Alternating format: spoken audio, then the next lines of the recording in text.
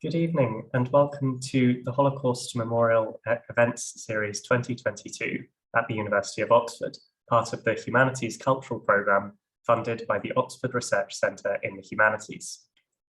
Each year on Holocaust Memorial Day, the 27th of January, we come together to remember the 6 million Jews who were murdered during the Holocaust and the millions of other people who suffered under Nazi persecution and in subsequent genocides in Cambodia, Rwanda, Bosnia, and Darfur. The theme for Holocaust Memorial Day 2022 is One Day, a theme that encourages us to think about the individual days in history that hold extreme significance, the days when life changed for victims of genocide, and the day in the future without genocide to which we all strive. But one day also acts as a somber reminder that the day will come when Holocaust survivors are no longer around to share their stories. On that day, it will fall to us to tell their testimonies.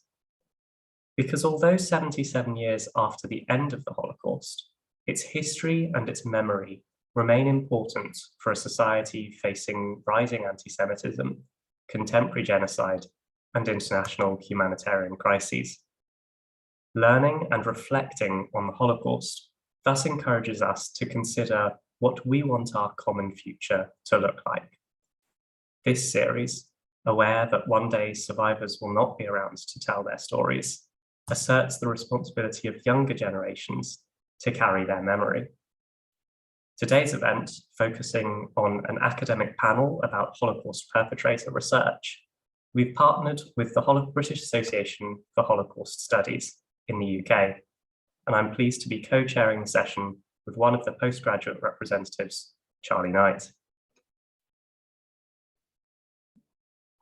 Thank you very much, Barnabas. So as he said, this is organised with the British Association for Holocaust Studies, which brings together academics, teachers and other educators in an effort to further knowledge and teaching of the Holocaust in the UK. Alongside its blog and annual conference, the BAHS postgraduate community has this year organised a series of events to engage the pre-existing postgrad community, as well as for undergraduates, academics and members of the public. Previously, we've heard from academics from the University of Potsdam, Imperial War Museum, UCL, and a host of others. This evening, we are delighted to be joined by 4 experts in the field of Holocaust perpetration and the individuals and organisations concerned. We welcome Professor Christopher Browning, who is Frank Porter Graham Professor at the University of North Carolina at Chapel Hill. He is the author of numerous books on the Holocaust, including The Origins of the Final Solution and Ordinary Men. We are also delighted to hear from Professor Wendy Lauer, John K. Roth Professor of History, and George R. Roberts, a Fellow at Claremont's McKenna College. She is the author of Hitler's Furies and most recently The Ravine. Thirdly, we would like to welcome Professor Stefan Kühl, who is Professor of Organizational Sociology at the University of Bielefeld. He has written several best-selling books on organizational issues and is the author of Ordinary Organizations. Finally, we welcome Edward Westermann, who is Professor of History at Texas A&M University at San Antonio. He has published extensively on Holocaust and military history, and he's most recently the author of Drunk on Genocide. So thank you, all 4 of you, for taking the time out of your evening slash morning to talk to us. So I'm going to invite Professor Christopher Browning first to give a short 5-minute intro and then pass on to each one of the speakers in turn, and then we'll move into questions from there. So thank you very much. Thank you, Charlie and Barnabas. First, let me address the obvious distraction of the white bandage on my face. I had a basal cell cancer removed yesterday, and my surgeon forbids me removing the bandage till tomorrow, so there was nothing to do about it. Ordinary Men was published 30 years ago in March 1992. Today, I'd like to briefly mention 6 issues that have emerged, at least partly in response to the book, that have contributed to the development of Holocaust perpetrator studies. First is the issue of typicality or representativeness of Reserve Police Battalion 101, an issue Ed Westermann first raised in his article, Ideological Soldiers or Ordinary Men. Within a decade, we had numerous studies of numerous battalions from which we can conclude now that the battalions belong to one of 3 clusters. Those composed of 1937 to 39 Reserve Police volunteers who were subjected to prolonged training and indoctrination, were considerably Nazified, and experienced occupation duty long before the mass killing began. The second were the 300 level battalions selected from a younger, even more Nazified pool of volunteers in 1939-40, and likewise subjected to extensive indoctrination, training, and occupation duty. The third cluster, like Reserve Police Battalion 101 after 1941, were composed of randomly conscripted older men thrust directly into mass killing with little training and indoctrination and no prior conditioning to occupation duty abroad. So Reserve Police Battalion 101 was not typical of most border police battalions, but nonetheless demonstrated that prolific killing units could be formed from randomly selected, not particularly Nazified, middle-aged men given little indoctrination or training. There's nothing comforting in Reserve Police Battalion 101's atypicality, and it does not contradict my thesis that all too many ordinary men can be transformed all too quickly into mass killers. Second, in Ordinary Men, I argued for a multi-causal explanation of motivation. But after Daniel Goldhagen's assertion of an ideological cultural interpretation, that is, that a unique German eliminationist anti-Semitism constituted the sufficient motivational cause, my book was frequently positioned as the binary opposite, the situational institutional interpretation. In my opinion, one of the most important post-1996 contributions is that of Leonard Newman, who argued against such a binary opposition. Situations were not neutral, but rather constructed and interpreted by participants according to the cultural assumptions and ideological beliefs they brought to the situation. Situational and cultural and ideological factors were inherently intertwined and inseparable. Third, some critics have suggested that I had been too credulous and naive in my handling of the post-war testimonies of the policemen, not taking sufficient account of how mendacious these men had been, especially given the judicial stakes. Goldhagen went further, arguing that one should not use any testimony that was potentially self-exculpatory. I argued that with care, one could use the testimonies of witnesses who told much of the truth much of the time, particularly about the battalion's behavior in general, even if they had not told all the truth all the time, particularly about their own participation. Goldhagen found my conclusion that the battalion had divided into 3 groups, eager killers, compliers, and evaders, as proof of my gullibility. I found his conclusion that 95% of the battalion were enthusiastic killers driven by eliminationist anti-Semitism as a case of mistaking the part for the whole, owing to his methodological exclusion of all evidence that contradicted the thesis that the evidence was supposed to test. I also noted empirically that in the case of the police station in Mir, Belarus, the 13 middle-aged reserve policemen from northern Germany stationed there, according to the testimony of a passing Jewish translator in the police station, Oswald Rufeisen, had been comprised of 4 eager killers, 5 compliers, and 4 evaders. And this empirical observation by a Jewish survivor had nothing to do with my alleged gullibility vis-a-vis mendacious German testimonies. Fourth, while Stefan Kühl deemed my typology of eager killers, compliers, and evaders as, quote, far too simplistic, his own alternative typology of highly engaged, neutral, and distanced, more generic and less descriptive, does not strike me as substantively different. His arguments that informally enforced expectations within a normal organization, like Reserve Police Battalion 101, can harness people to work toward a common goal, even without common motives, and that there is leeway for non-compliant or deviant behavior, even within a coercive organization, if done without challenging the morality of comrades or the legitimacy of the organization's goals, are valid. But again, I do not find them incongruent or conflicting with observations I made in Ordinary Men. Indeed, overall, I would say our two books are more complementary than contradictory, and I'm glad he is urging sociologists to join the discussion. Fifth, I think Thomas Kuhn's contributions have added an important dimension to our understanding of the role of ideology and German political culture in the Holocaust. Going beyond the previous focus on anti-Semitism and what the Nazis were against, he has shown how the Nazis appropriated previously inclusive and idealistic notions, comradeship and Volksgemeinschaft, and turned them into exclusive, racialized notions that still retained broad resonance within German society. We must understand not only Nazi hatreds, but also Nazi idealism, what Claudia Kunz dubbed the Nazi conscience, and how it functioned.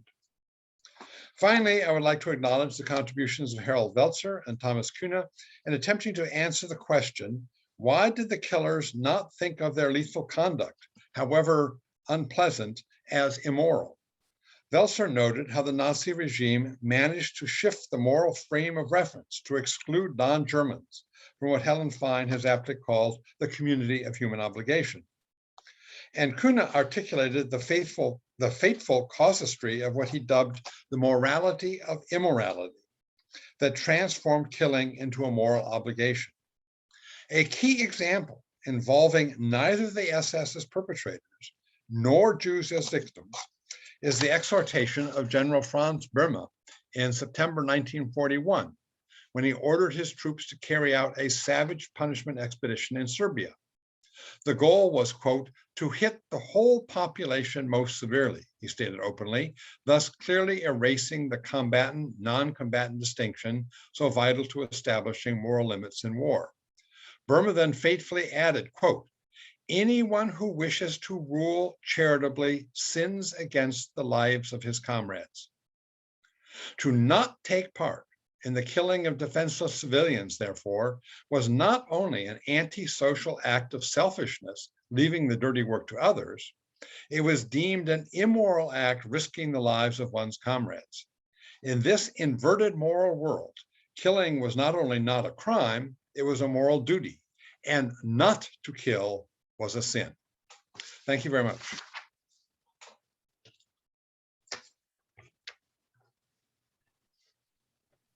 Thank you, Chris, for those remarks, which has me thinking about a lot of different things. I'm looking forward to the discussion. I just wanted to give a little bit of an overview of my own kind of trajectory in perpetrator studies as kind of a way of sharing the different themes or different approaches to this subject matter. So when I got into the field in the 1990s with the collapse of the Soviet Union, a lot of focus at that point, up until that point, had been on the leadership and the decision-making debate, and it was very much centered in Berlin and these formal agencies of Himmler's agencies primarily, but more on the Wehrmacht, and of course the police forces that that Christopher Browning worked on. So he kind of worked down the ranks of perpetrators, but primarily in the traditional kind of military SS police agencies. And so when I started to go into Ukraine, to the actual crime scenes, I was trying to understand the influence of the leadership of the center of Hitler and Himmler in the field and taking kind of decision-making out into the field and to kind of open up the history as far as the imperial structure that was part of the story of this racial kind of anti-Semitic empire and reordering of Europe that the Nazis were pursuing. And I even looked at an experimental colony in Ukraine and so forth. But once I kind of got out into the field, into those lower level offices, started to identify not only the imperial center periphery dynamic, but also how these kind of local gendarme stations, how the civilian governors, the commissars in the Reichskommissariat Ukraine were working together. So earlier concepts of the regime as fraught with a kind of competitive rivalry, a polycracy, these kinds of tensions that may have led to radicalization, right? That was a kind of theory, a structural theory.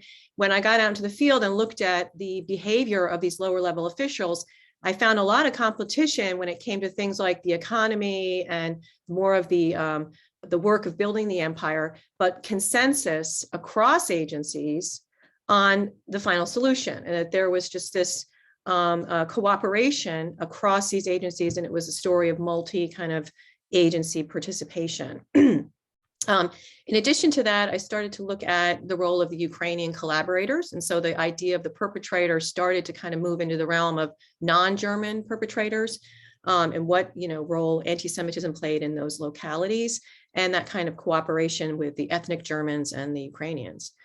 And that project, Nazi Empire Building and the Holocaust in Ukraine, which was my dissertation and then a book, also led me to other questions once I also determined that there were many women located in these offices, and that gender was a part of the story, that it was primarily male killers, but there was a dynamic as well, not only across ethnic lines, so Ukrainian and German, but then within the German-only communities, this kind of sense of belonging was not only about men in uniform, but how they were anticipating their spouse or their girlfriend or their co-workers' expectations in that way.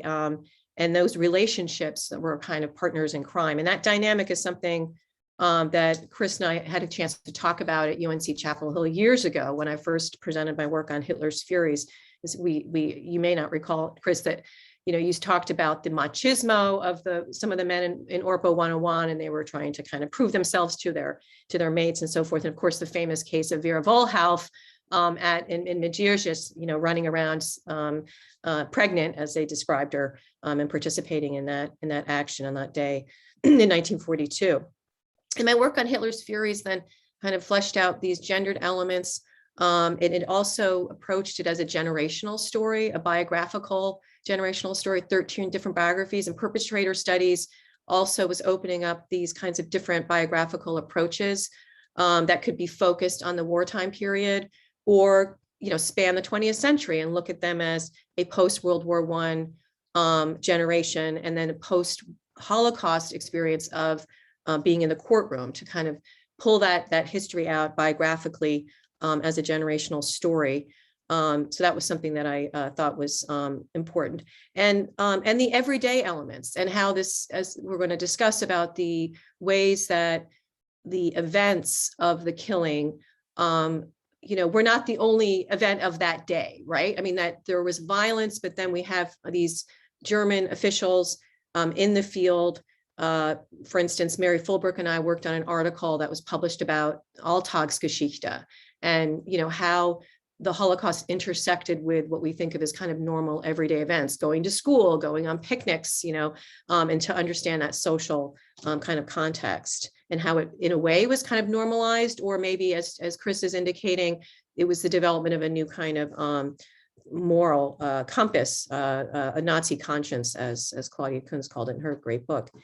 And then lastly, I just wanted to mention my latest book, The Ravine, which moves into the realm of atrocity photography, and that we have quite a bit now on the visual culture of all of this world of the Holocaust, and of the perpetrator mentality, and understand that through these photo albums. I know that Orpo 101, also a photo album, emerged, and in your anniversary edition, Chris, you also dealt with these photographs. So there's different kinds of sources that we're using in addition to written testimony, but now kind of visual testimony.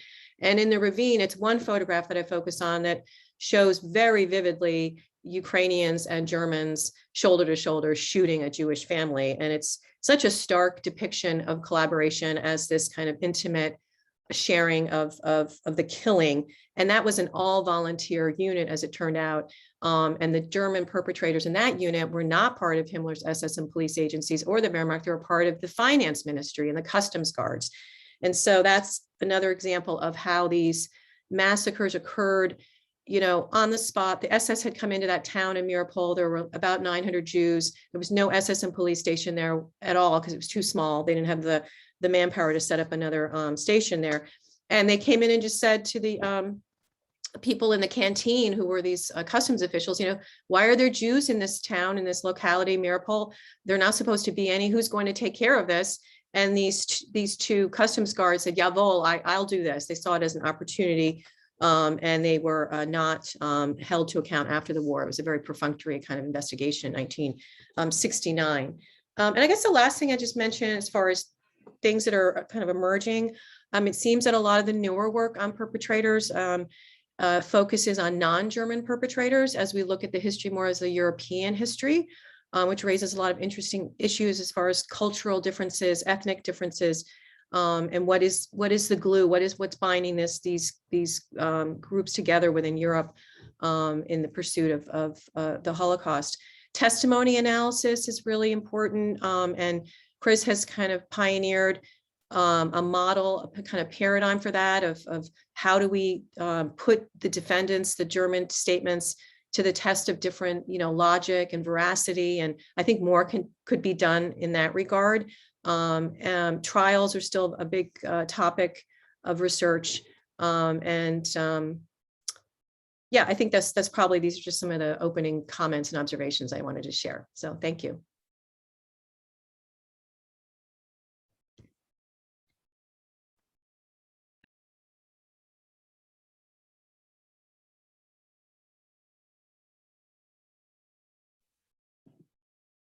I'm continuing. Yes, thanks a lot for the invitation.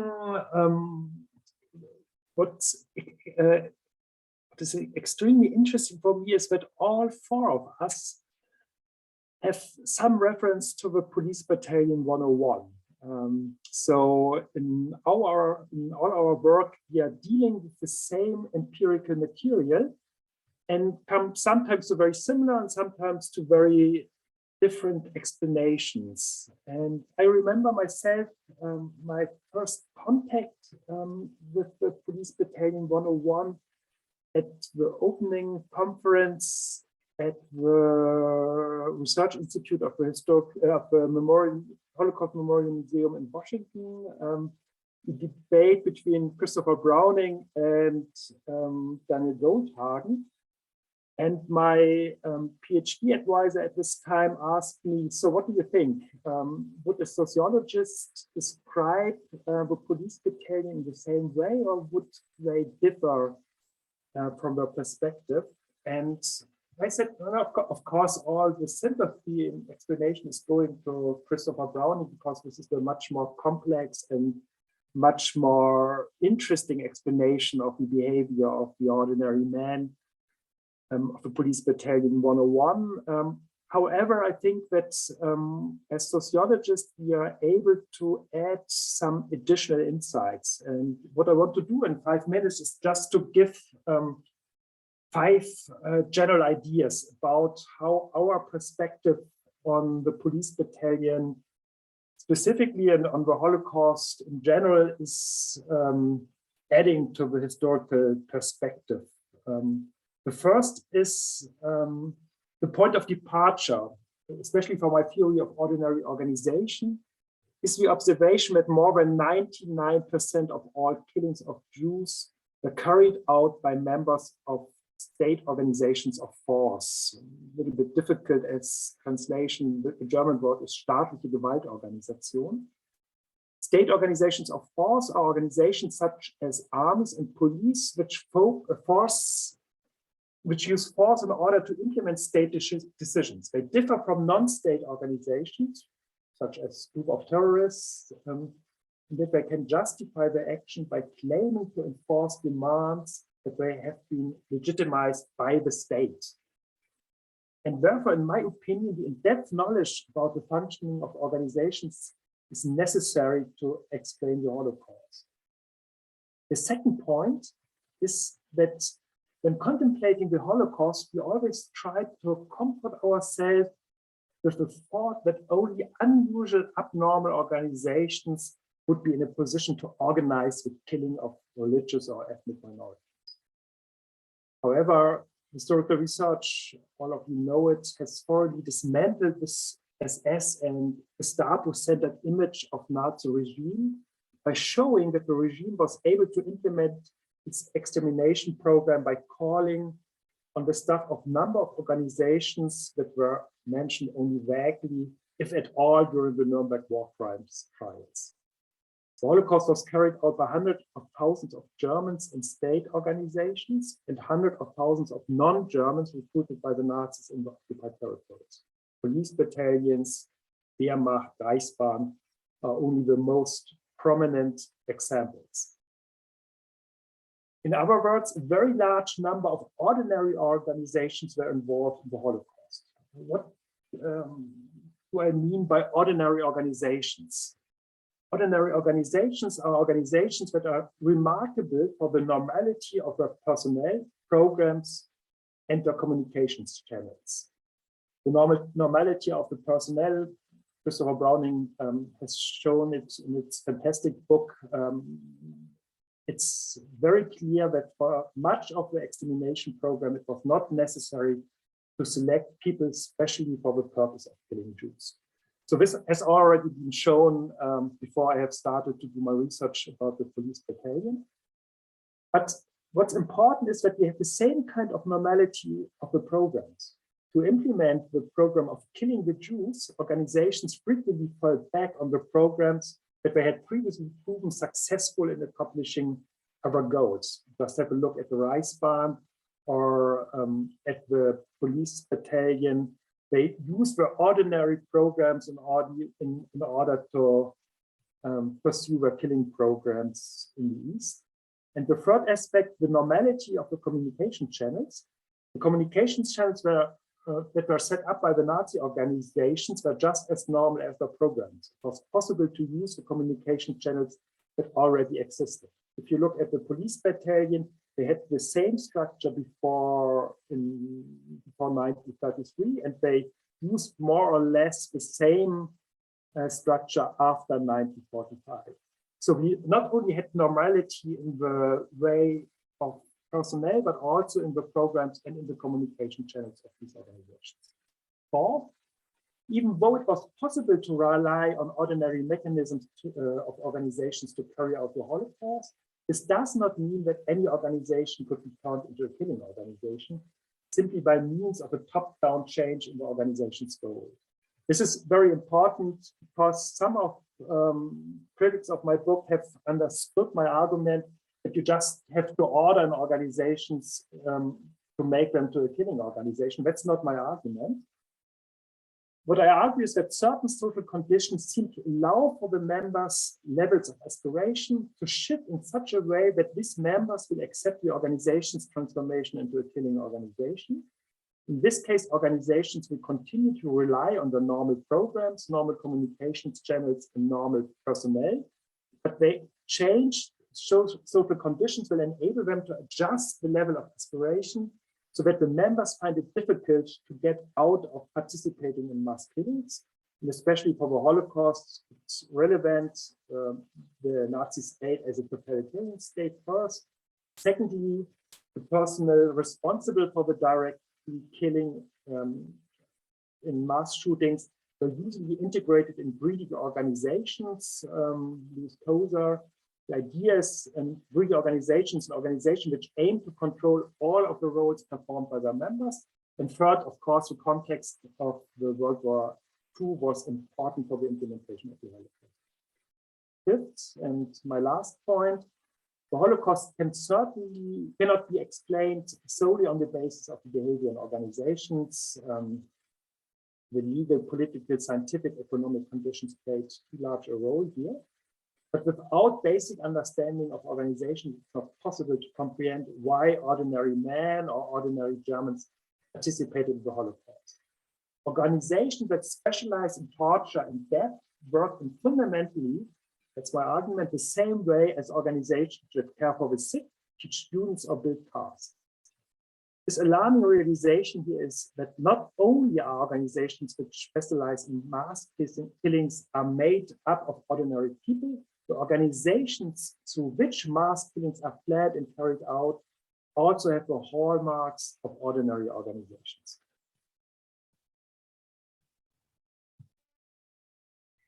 Well, thank you. I'm delighted to be here. I want to thank the BAHS, Torch, Barnabas, Charlie, and Holly, who is our technician behind the scenes today, for supporting this. I also would like to say I'm delighted to be here with such a group of august scholars. My work, as you will see, is greatly influenced by my interaction with Chris, Wendy, and Stefan's work. So it's nice to be able to talk about that. When I started looking, as Chris talked about, I actually did a master's degree with Alan Steinweiss on the police back when Chris's book just came out. And that project eventually became a book, Hitler's Police Battalions, in 2005, in which I looked at this broader swathe of the police, thinking about the battalions, how they were different, how they were usual or unusual in their own right, membership of those battalions, socialization of those battalions. And one of the things that struck me, certainly as I was looking at this, was the idea of I called organizational culture, and using Edgar Schein's work about the way in which organizations develop standards of behavior or expectations. And what I found very interesting with respect to the police is the role of leadership in establishing those expectations. And I think this is where I definitely agree with Stefan. It doesn't mean that everybody in the organization gravitates towards the extreme boundaries of the expectations, and i.e. killing in this case, but that the organization allows members to make that decision, and in fact often rewards the members who do gravitate towards the extreme actions or expectations of the organization, and in this case of the killing units. I'd like to really today, though, talk about my newest book, Drunk on Genocide, because one of the things that I think that this book does is it leverages a lot of the historiography, a lot of the work that's been already talked about by some of our panelists. And it starts with understanding how alcohol is used and the many different ways that alcohol was used by the perpetrators. And again, Chris raised the issue of alcohol in ordinary men and the way in which men used it as a coping device in dealing with their actions. We see that often in post-war testimony, which is also problematic because it is a mitigating factor in sentencing. It was during actually the Holocaust itself under Nazism, and after the war, it could be seen as that. But as I was looking at the multifold uses of alcohol, one sees it also is involved in things like facilitating acts of violence, and I'll talk a little bit about that. The other thing that I thought was very important as I developed this idea of the role of alcohol gets back to something Chris mentioned earlier, and the idea of camaraderie or masculinity within these groups, and how that masculinity and camaraderie is developed through specific rituals. And drinking is one of those specific rituals in which this idea of performative masculinity was in fact inculcated within the group.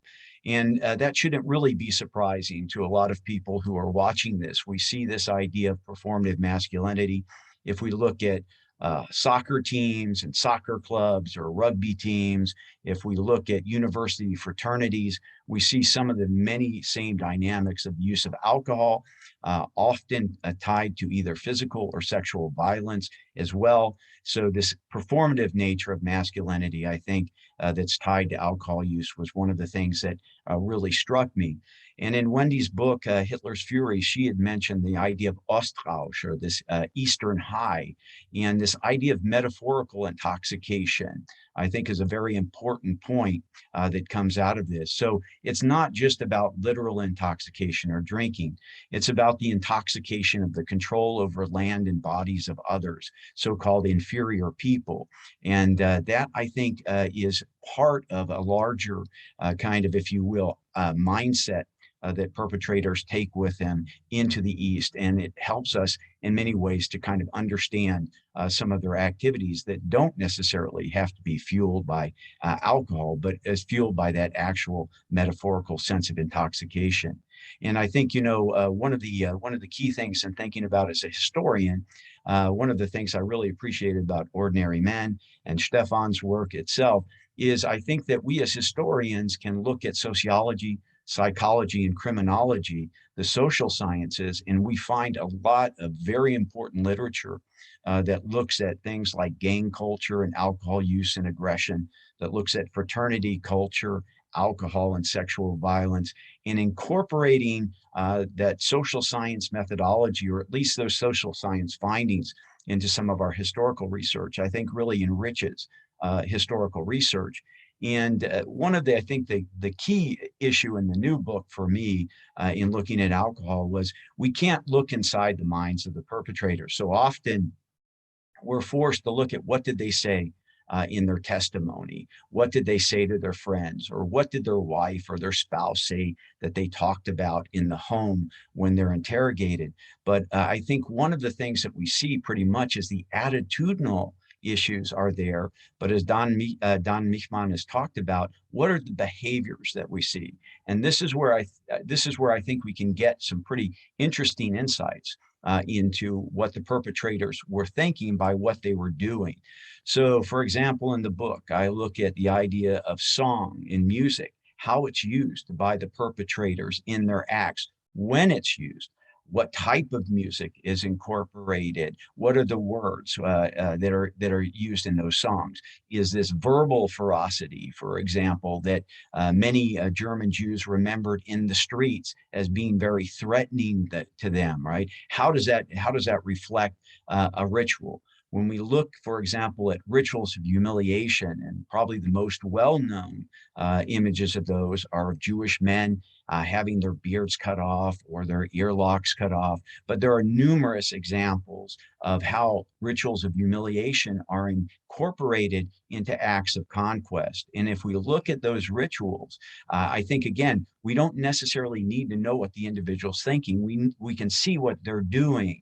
And these rituals of humiliation are often tied not to alcohol use specifically, but to that metaphorical intoxication of the control over others. And we see this also, and this is where I think, to get back to Wendy's points about the sources and what Stefan and Chris were talking about earlier, the witness testimonies can be very, very powerful. The bystander testimonies can be very powerful in this respect. When they talk about the laughter or the jokes that the perpetrators were using, what they heard, what they witnessed, that laughter and those jokes, as Klaus I talked about, Das Lachen der Täter is one of his books, how laughter and amusement are used, how games are played with the victims. And when one thinks about, for example, that in the case of witnesses in the East, the Horbansprach, the Yiddish term for the language of destruction, that uses a wedding metaphor to describe German killing actions. And I want to try to place us in that position of the witness in a small shtetl or in a small village. If the way that the witnesses are interpreting what the killers are doing as a wedding atmosphere, it's a very important point, I think, because in those small villages, the single most celebratory day in the lives of those individuals, those peasants, those small workers or tradesmen, would be a wedding. And so they incorporate the language, the linguistics of wedding into the way they're witnessing the perpetrators. And why do they do that? Because there's the incorporation of drinking, song, music, and eating. And I think that these kinds of murder banquets that Father Dubois' book, Holocaust by Bullets, that Wendy's work also looks at, that one sees the manifestation of celebratory ritual in these cases. And I think that's extremely important in thinking about what the perpetrators are doing in giving us a window into what they're thinking. And I'll end my comments with just one of the stories that struck me when I was doing the book. And it was related to Ruth Elias, who was transferred from Theresienstadt. She's transferred to Auschwitz, and she's put into Block 6 in the camp at Auschwitz in Birkenau. And that barrack also holds the camp orchestra. And in her testimony to Claude Lanzmann and in her book, she talks about what would happen at night. It was young girls were in that barrack along with the orchestra. And she remembers drunken SS men. And she talks about this not being one time, but multiple times. They would come into the barrack and they would break into the door. And the first thing that they did before starting to look for women in the barracks to assault was they ordered the male orchestra to start playing music. And then Ruth Elias talks about how then they would go and start to grab these young girls and assault them. And she has a line that has stuck with me in the research. She said, the music had to play. So this staging of the sexual assault of these women, I think, I can't know what those men were thinking, but by seeing what they were doing and by hearing what the witnesses thought about what they were doing and how they interpreted, I really think that that's probably one of the ways in which we can get closest to this idea of perpetrator motivation. So I appreciate the opportunity to share those thoughts. Thank you, Professor Westermann, and all of you for sharing your research and your interests with us. Particularly horrific just there as well. One of the main things that's come out for me from what you've all been saying is the inherent interdisciplinary nature of what we're doing in Holocaust research, and particularly when it comes to perpetrators. We've spoken about gender, about the social sciences, sociology, psychology, criminology, but then also about these different categories that we can use in history in terms of music, linguistics, and culture. I was wondering perhaps if some of you could speak a little bit about where you see yourself in this landscape. We often talk about faculties in terms of history, sociology. Recently, we've had the development of Holocaust studies, of perpetrator research, military history. How do you see yourselves within these categories, and how would you say other disciplines have affected research into perpetrators of the Holocaust, or perhaps should be impacting them as we go forward and research in the future?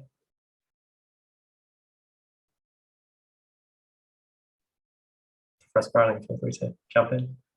Yeah, history is a kind of scavenger, discipline. I mean, we borrow everywhere from economics, sociology, anthropology, in the other, certainly in terms of intellectual history, literature and philosophy and so forth. So we loot all sorts of other disciplines to help us cope. For me and ordinary men, what was most available and most insightful at the time was social psychology, and this was the work of Milgram and Zimbardo and others.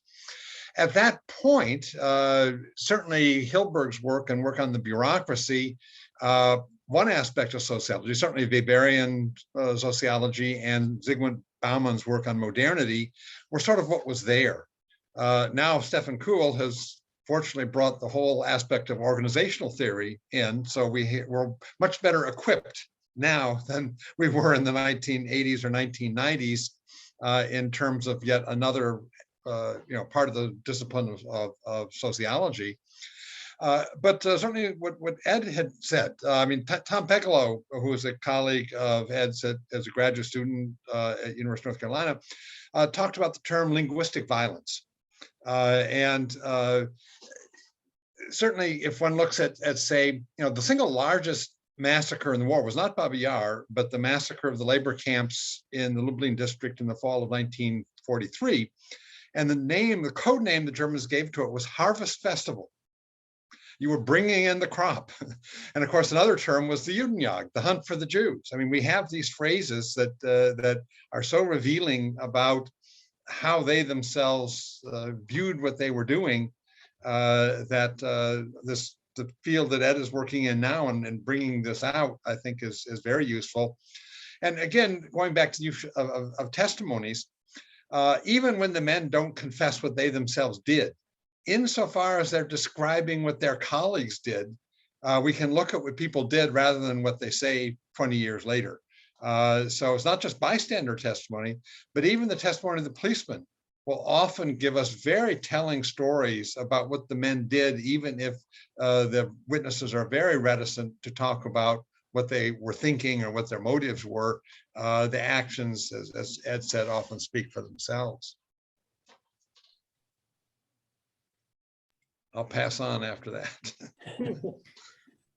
I think it's Holocaust studies over the last few decades has really advanced interdisciplinary, multidisciplinary, obviously, but also interdisciplinary work, which is exciting. And I tried to highlight that in my book, The Ravine. And I self-identify as an historian. I wouldn't want to then go down to that subfield of specialization and say, I work on perpetrators. I've said that before, like, oh, I work on perpetrators, but I also worked on a victim's diary. And I think that it's good to have those areas of expertise, but one, as an intellectual, one should be a little bit more kind of wider reaching and understand that you're trying to deal with a phenomenon that cannot be narrowly kind of looked at as a kind of one category, in this case, perpetrator, which is morally laden, which is a legal category. And that's not how that person probably would self-identify, right? So we've got an interesting challenge as far as writing the history of a mass crime, and it involves all this kind of legal language. But then we also have, obviously, the discourse of the time and the euphemisms and the importance of textual analysis. So, I think that we should be clear about our areas of training. I personally I enjoy the interdisciplinary work. I draw from forensic archaeology. I draw from cultural studies and visual history.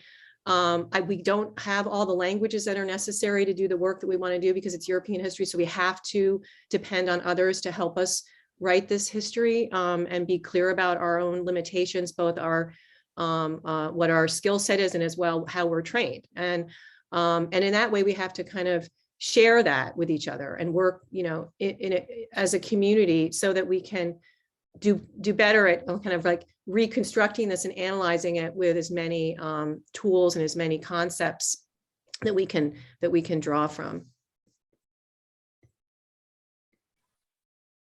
That's just to add one perspective from a sociological standpoint, because our approach is so different from the approach of historians. I'm from education, I'm a historian as well, but my specialty, of course, is sociology. And I remember when I was doing historical research that progress in history is mostly driven by new sources or new research questions. And as sociologists, we are working very differently. I remember when I have done some research about the Arras Commando, also the archival materials in Hamburg. So I had some looks at this material. I got a mail from a PhD student in history from Great Britain saying, stop, you're not allowed to get the sources because I'm writing my PhD about it. And I just said, it doesn't matter at all because we sociologists have a so different approach to this material so that you can write your PhD thesis and you will still have some more insights from a sociological perspective. So what I'm doing is that I take empirical material which is already being developed by historians. And for example, now I'm doing some research about the decision process for the Holocaust. And I take the material and the empirical material, which already has been very well researched by historians. And when I try to see what additional insights we can produce as sociologists by using our theories. Yeah, and I don't have a great deal to answer this question, but there are a couple of points I'd like to make. I think one of the things we've seen in the field of history, military history and military historians have really the idea of military history, incorporating it into our overall thinking about the Holocaust. I can think about one of Chris's students, Waitman Bourne, his book, Marching into Darkness. Gerhard Weinberg forever has been telling us that we can't consider the war without the Holocaust or vice versa. So that incorporation of military history into this discussion, I think, is really important. The other thing I would say is also this idea of comparative genocide studies. And that's become very apparent. I did a book, Hitler's Ostkrieg and the Indian Wars, that looked at Nazism, 20th century expansion into the East, and compared it with the Indian Wars in 19th century United States in different ways. And I think that this new book on alcohol, we see some of the type of behavior we see in Rwanda that we also see in the Holocaust, and we see this as well in the Balkans as well. So I think that there's room for us to also think about the ways in which our research fits into this broader schematic of genocide studies, and how we can draw similarities and differences out in ways that give us new insights into both areas. And one of the things that was so intellectually satisfying for me in looking at the Nazi East and the American West was studying the 19th century US made me ask new questions and think in new ways about the 20th century in World War II. So I think that's very valuable as well. If I just can mention one idea, because your last point is so important for us sociologists, the comparative studies of genocide. I start to wonder more and more if it's possible to explain all genocides by referring to organizations. Of course, it's obvious for the Holocaust, but by looking at Rwanda, I think no.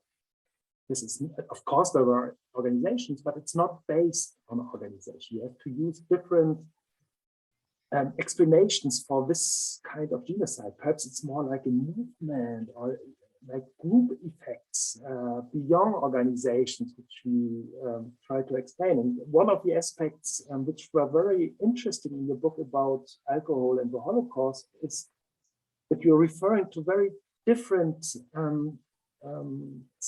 research. For example, gangs. Gangs are, yes, they are perhaps somehow organized, but they are more like groups, or alcohol within families, or so what we need, I think, in the comparative, the comparison of genocides is a sensitivity for these differences.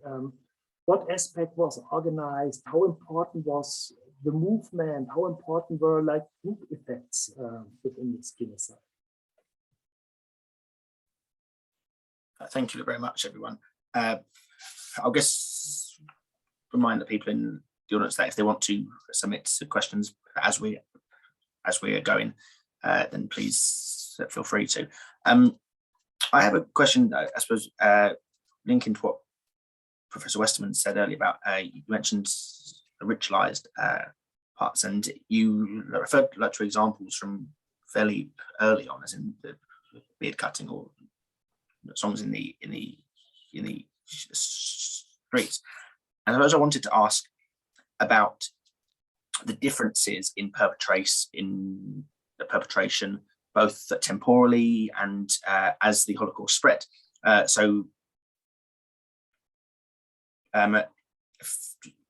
For example, the violence in November 1938 versus as the Holocaust spread east in 41, right through to camps.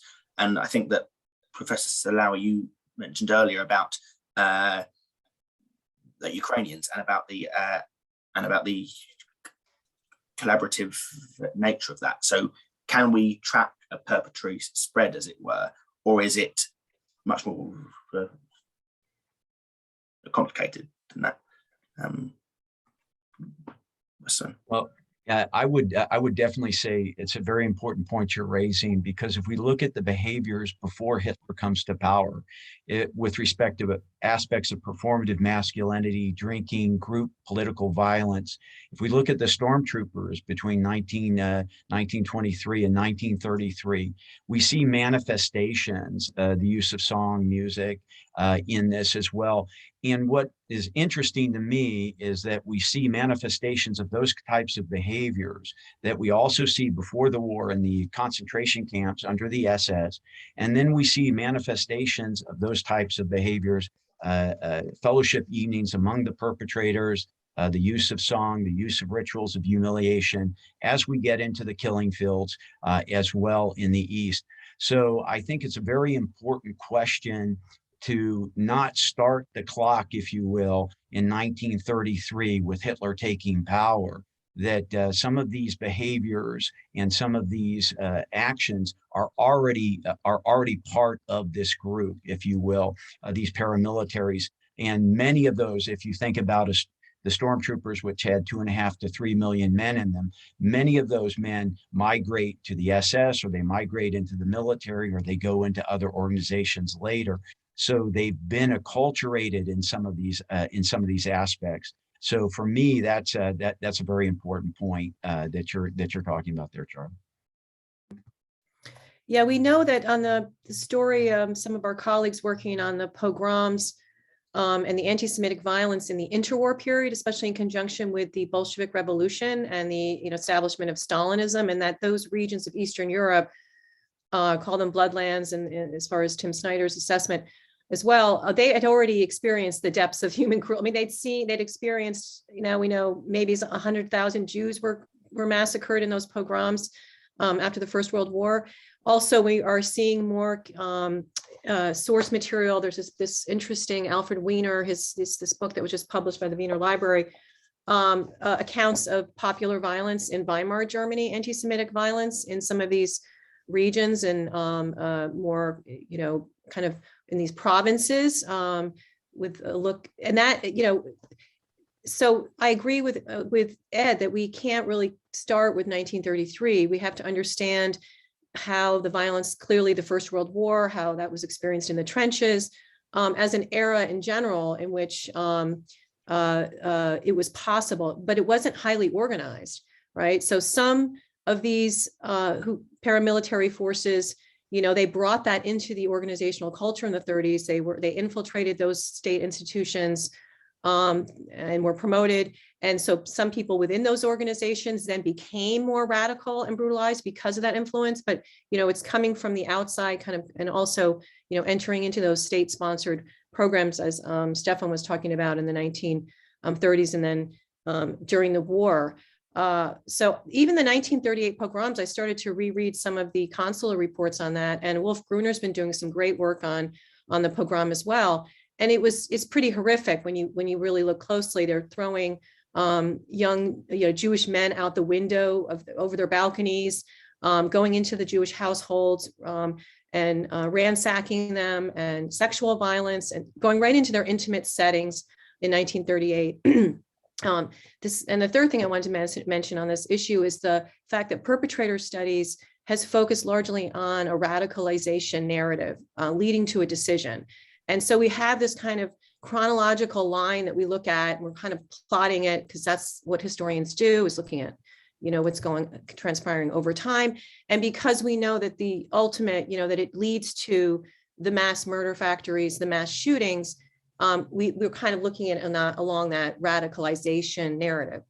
And I think that, perpetrator studies would be, well served as far as balancing that out a little bit, not just for the sake of balance, but also it's important historically and even didactically to look at the de-radicalization narratives and try to understand the moments when, folks step back from the brink, or even at the end in 1945, with Himmler and his cohorts and the regular policemen, and the kind of unraveling that occurred, and what were the mechanisms that brought about that de-radicalization. That's really what I'm interested in right now.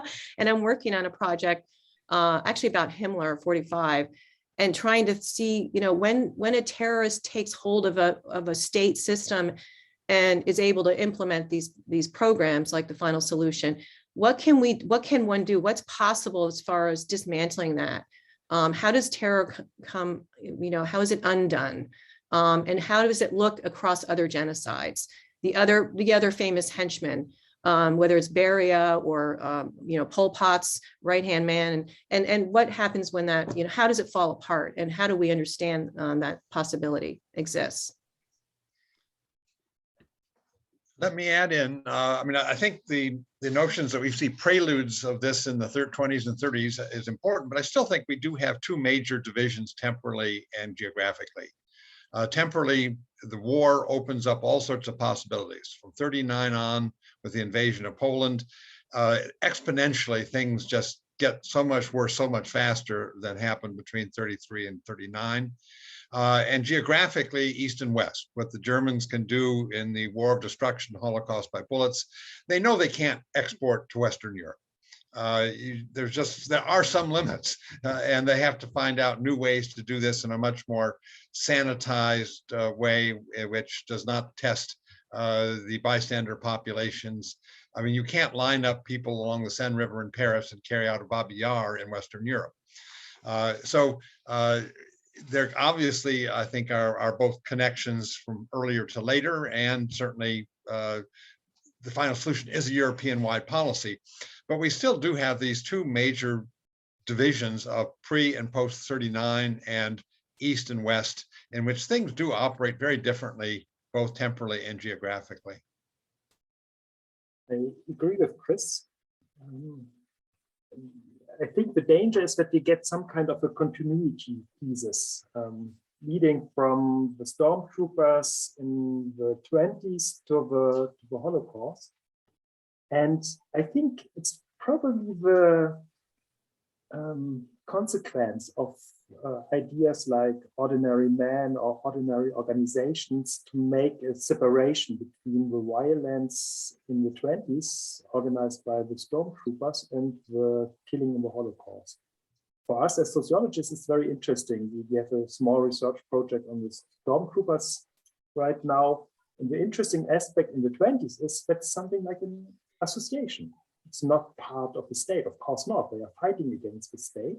So the organization of violence is very, very different from the organization of violence within the police after 33.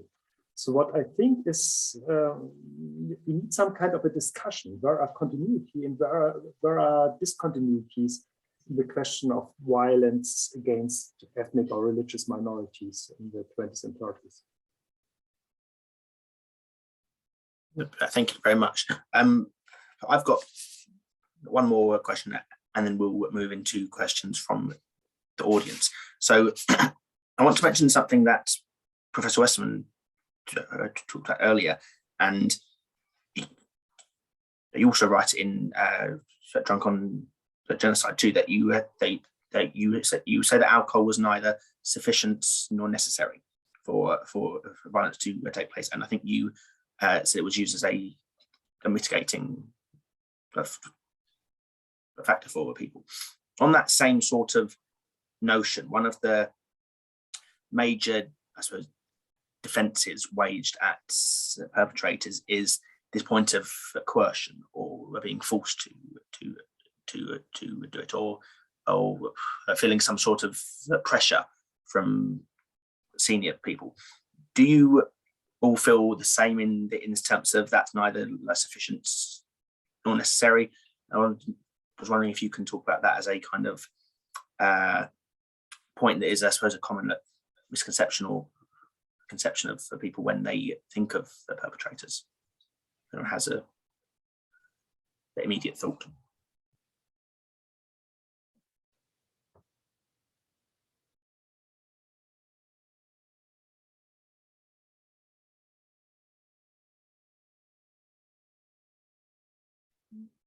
I think that's for Ed, no?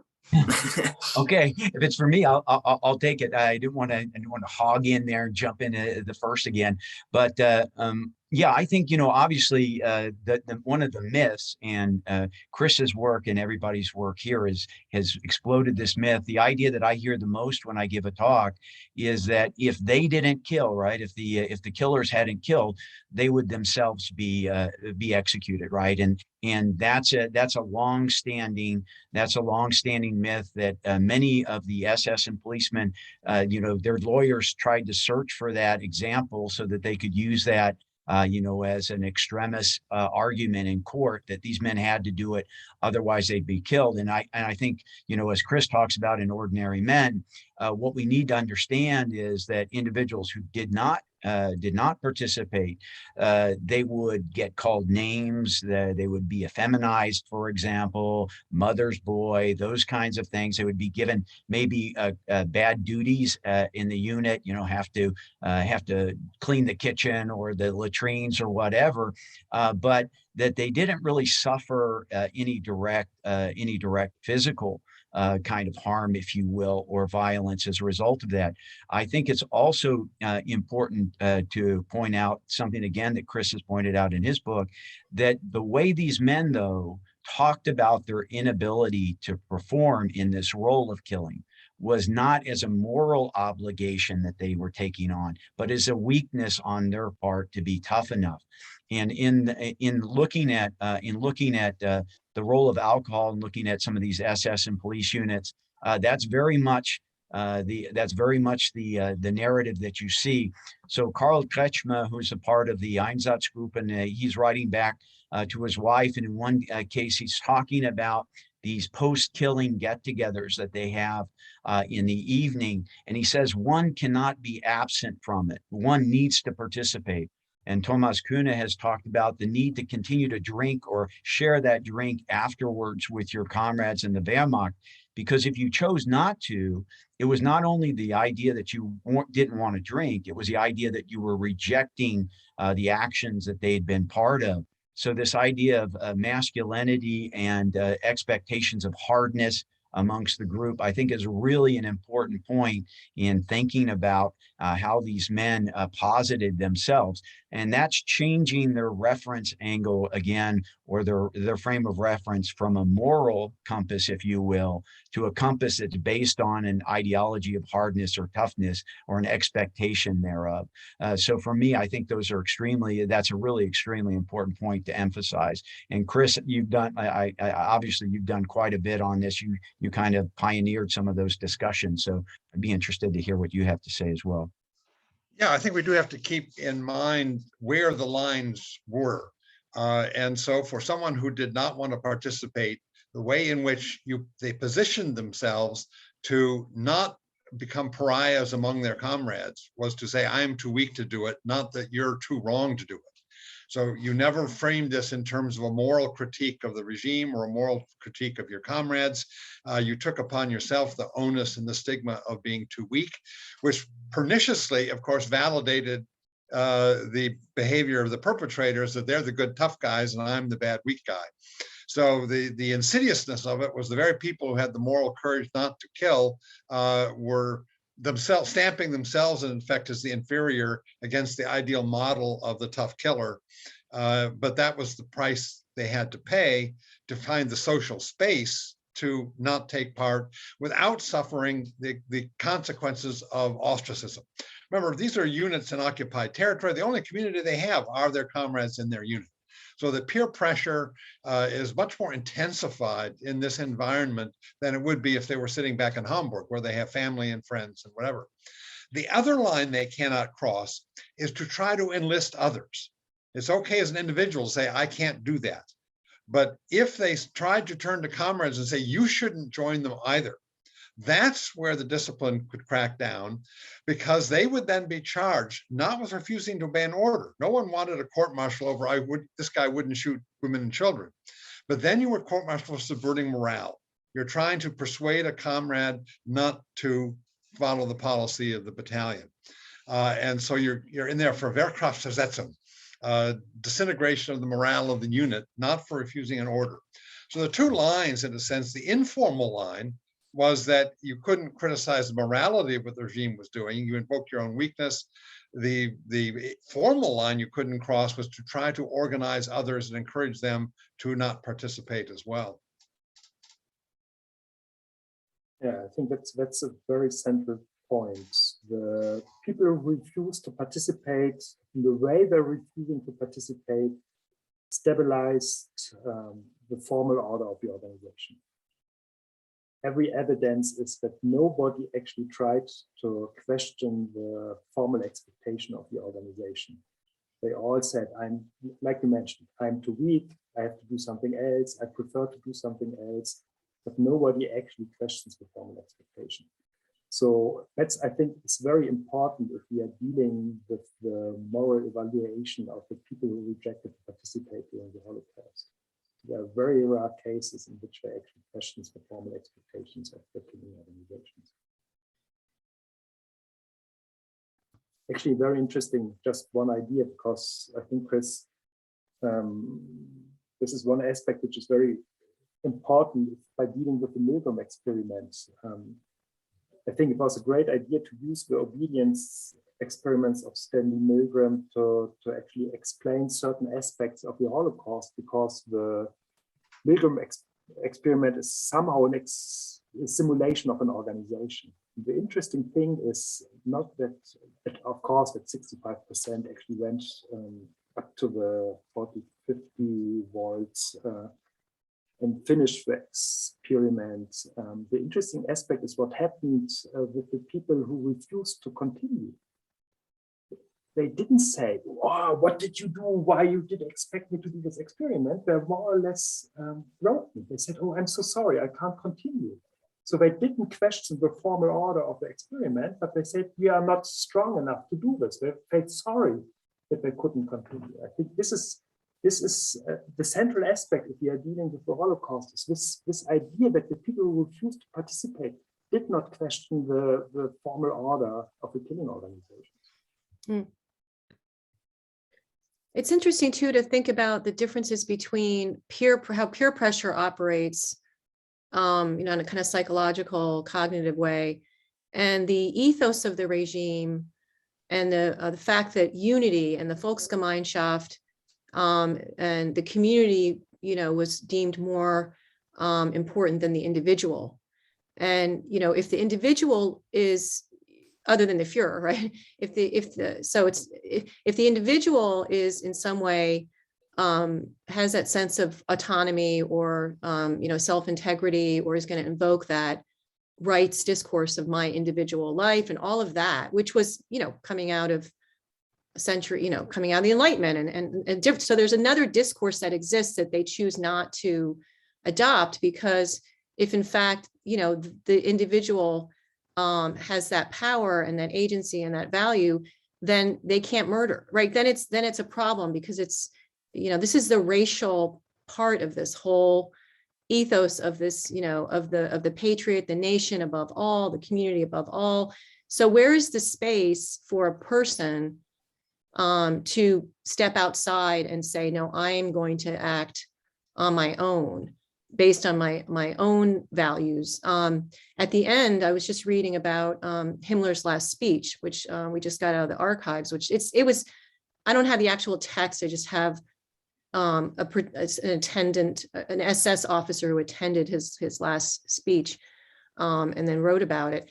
And in that report, he talks about how these police officers and SS men were in their various offices at the end. And at this point, it was past May 8th.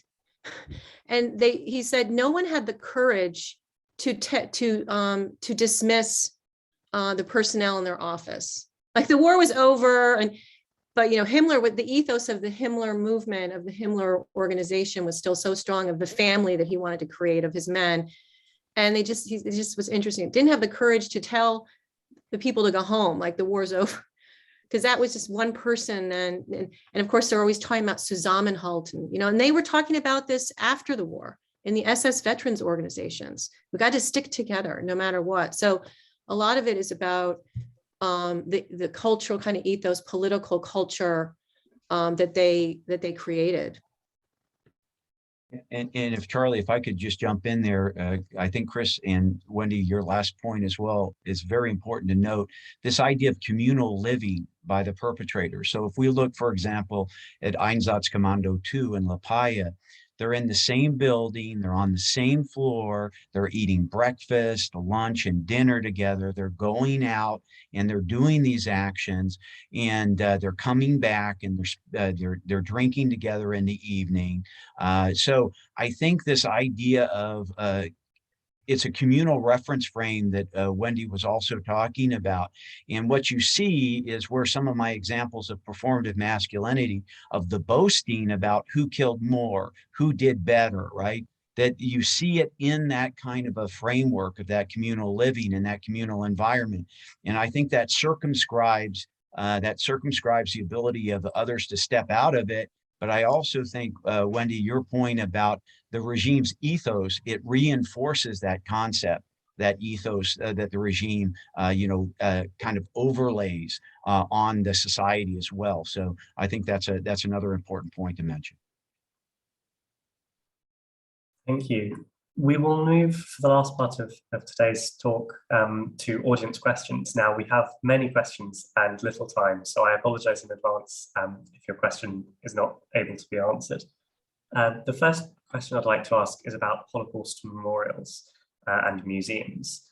Many people learn about the Holocaust through museum visits, and many of us often don't have enough time to read every single piece of text that's in the museum. And in fact, we have research that shows that people, although they read more of the exhibition descriptions in the Holocaust museums than they do in others, still don't read everything. How do you think perpetrators should be portrayed in exhibitions? And can you think any examples of particularly good representations? And then what are the ethical difficulties for representing perpetrators in the general public? Well, I think part of the problems is that perpetrators come in there's not an archetypal perpetrator, because we have the ideologues at the top, we have the technicians like Albert Speer, we have the mid-level bureaucrats, and we have the grassroots killers. And so there isn't one model of a perpetrator. At the Wannsee Conference House Museum there, they of course have a very nice exhibit about that group, because it is fairly homogeneous. These are all top-level bureaucrats in Berlin, plus some of the SS people who come back from the East. But it's a manageable kind of category. Who were the participants at the Wannsee Conference? The dilemma with a wider exhibit is that we have such a spread of people. It is such as Wendy said, it's such a consensual act involving, again, with Stefan, so many organizations, hundreds of organizations. As Raoul Hilberg said, this was organized Germany in one function, that every organization was involved in some way, that it really is hard to capture that in a brief museum exhibit. So I sympathize with museum designers, because I don't know how I could do that, but I can identify what their problem is. I don't have an answer for it.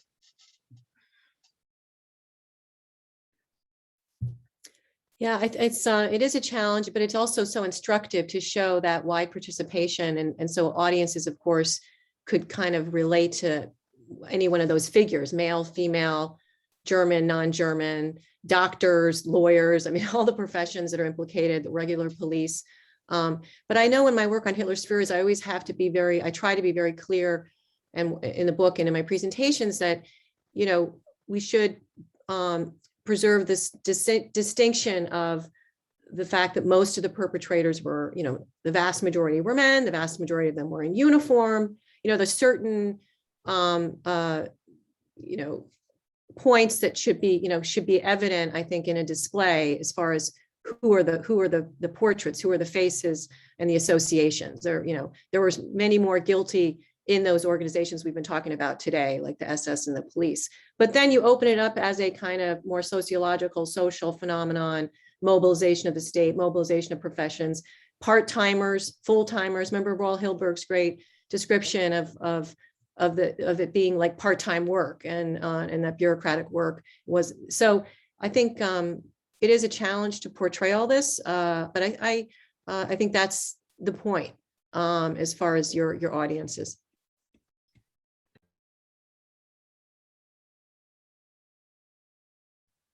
Yeah, the only thing I would say that I found powerful in looking at sources is when you have a testimony by a perpetrator and you can contrast that by a witness testimony of the same action, right? And that can be often difficult to find. But then what I think that does is it's not just the perpetrator's gaze that's being presented in the museum, but you also have that contrasting view of how it's viewed by the victims or the bystanders. And I think, again, Patrick Dubois' work here on the Holocaust by bullets at looking those Ukrainian villages and getting that testimony of those who were not Jewish, but also just bystanders to it really adds. So if you can sophisticate in a sophisticated manner, kind of integrate those testimonies in that way, I think that makes a powerful kind of dichotomy for thinking about it. Thank you.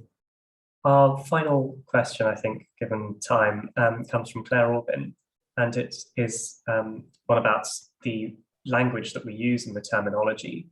She asks, how useful do you think the hierarchies of perpetration in terms of perpetrators, collaborators, bystanders are in discussions about justice and culpability? And does the frequent focus on establishing distinct and specific roles within these hierarchies ever overshadow some broader or perhaps even more important discussions? Well, I think one thing we found, of course, is that people can be both victims and perpetrators in different roles and in different relationships. I mean, this is part of the whole dilemma of sorting out of countries in Eastern Europe or Vichy France coming to grips with their own history. As that populations that want to think of themselves as victims of the German occupation also in many ways served as collaborators of the Germans, and that those are not mutually exclusive.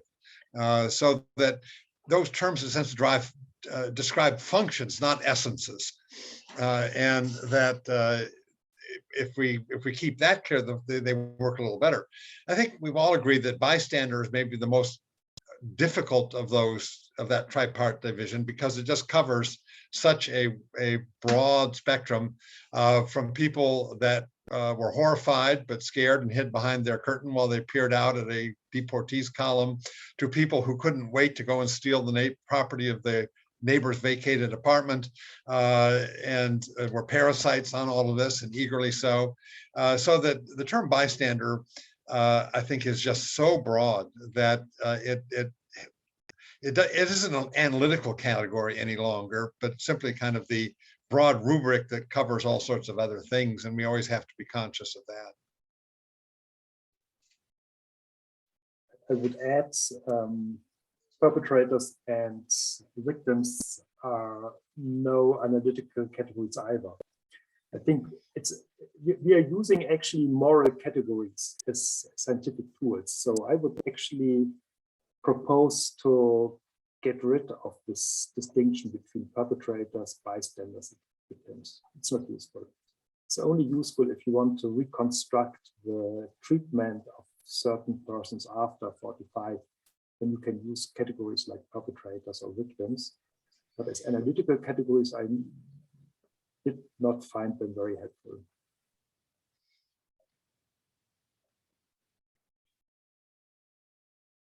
Stefan, what terms would you use for Jews and Roma and others on the one hand, and German killers and collaborators on the other hand? Jews and Roma and members of the police battalion or members of the Wehrmacht. Well, I'll say both SS and Wehrmacht and order police. Yes, and from that, the Jewish desk of the German Foreign Office, the bureaucrat that's sitting designing the Madagascar plan. What terms do we use for those if you don't want to use perpetrator? Members of state organizations organizing the Holocaust, if you want to have a general description.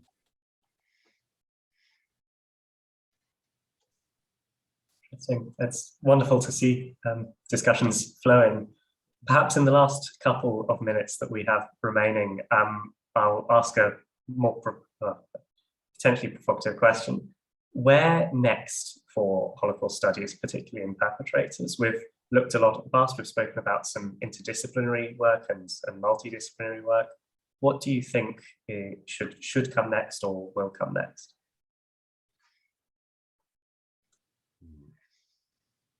Well, I said before, I do think that comparative studies give us an option, give us an insight, offer us insights into looking at disparity and also similarity.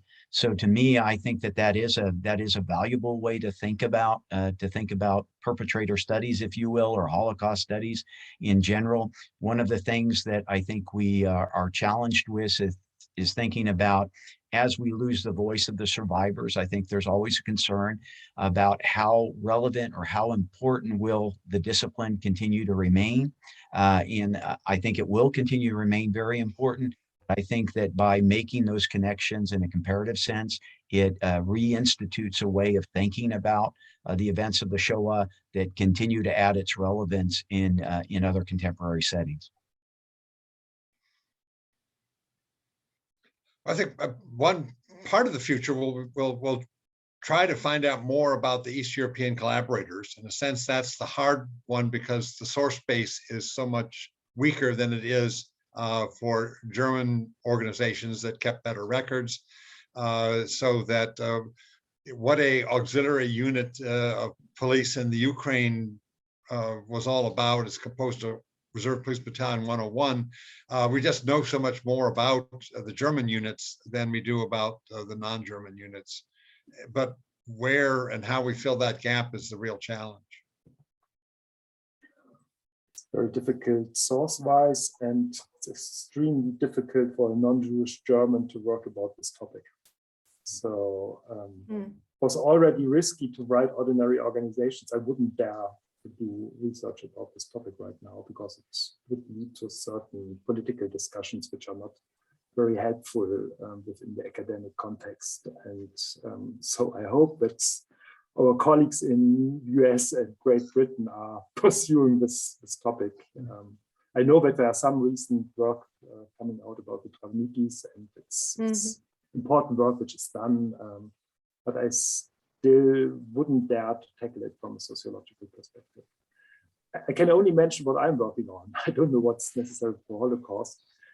A question I'm very interested in is the period after 45.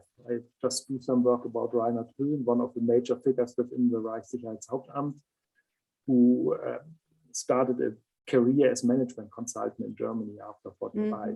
And the normal description is a description of continuity. And I think that actually we can use this figure to show that even if there is a strong personal continuity within, for example, enterprises, certain ministries, certain state administrations, this does not mean that there's automatically a continuity in thinking. Possible, and I have to check this hypothesis, but it's possible that we have a personal continuity without continuity in thinking. And this is something which hasn't been stressed yet very much, at least in the German discussion or in German debate. Yeah, I think we had many bandwagon Nazis in 1933, and we had many bandwagon Democrats in Germany in the early 1950s. As they changed their behavior, they changed their beliefs. Yeah. And we had a lot of in the 70s trying to show that they were actually continuing Nazi policy after 1945, but they more or less adapted to certain democratic procedures, although they had very, very different positions between 1933 and 1945. It shows how flexible are persons to adapt to certain conditions. Yeah, there's been a little bit of work on that, the kind of chameleon effect, and I think Weidman Bjorn worked on that, and I also touched on that in Hitler's Furies, but I agree, Stefan, it's really intriguing if your thesis is so much attached to these state organizations and then the state fails or collapses, what happens to those people who occupied, who ran those organizations and brought that life into them as far as their ideas and their policies and their actions? And what's that, what happens afterwards in the immediate aftermath in that kind of accommodation or adjustment. And we know that, especially the hardcore believers, the SS, higher ranking SS officers, they continue to meet and they continue to believe and believe in the movement. And, but they became, cigar salesmen, or, they just like had to carry on. And in fact, Himmler says in his last speech, you need to put down the you need to put down the sword and pick up the hammer. And he says, my SS, and these were his highest ranking people. Pritzmann was there, Ohlendorf, Erlinger, these are the top people that were around him at the very end. And he said, we have to rebuild Germany. And what did he say? The colonels are going to replace the captains. The higher ranking people will try to find a place for them. But mainly the work is to be economical, but someday you'll be able to put your uniforms back on and stick together. Right. So I'm also curious as to what this moment of transition, reveals as far as their ideology and the role of the state. And I think that might also be instructive for other genocides where you don't have highly developed state systems that were, deployed and instrumentalized for this policy. I think that would also help us understand these other cases where it's more of a movement that's an extra, outside the state halls. Thank you. And with that look out and look to the future, we bring our discussion today to a close. Thank you everyone for an incredibly wide-ranging discussion, which has highlighted both the variety and the interconnected nature of Holocaust research. Today's event is also the last event in the Holocaust Memorial Events series here at the University of Oxford, and I think it's a noble and fitting one to end on, because work on the Holocaust has been going on for many years, continues to develop and evolve today, and will continue to do so for decades to come. And as Professor Lauer mentioned earlier, we are a community in this endeavour. So I'd like to thank the panelists today. I'd like to thank Charlie for helping chair today, but also all the speakers and all the attendees that have come to this series over the past couple of months, and for being part of that community. As we move forward in the coming years of Holocaust research, Holocaust memorialization and commemoration, I'm sure that we have a vibrant time to come. Thank you everyone, and have a good day.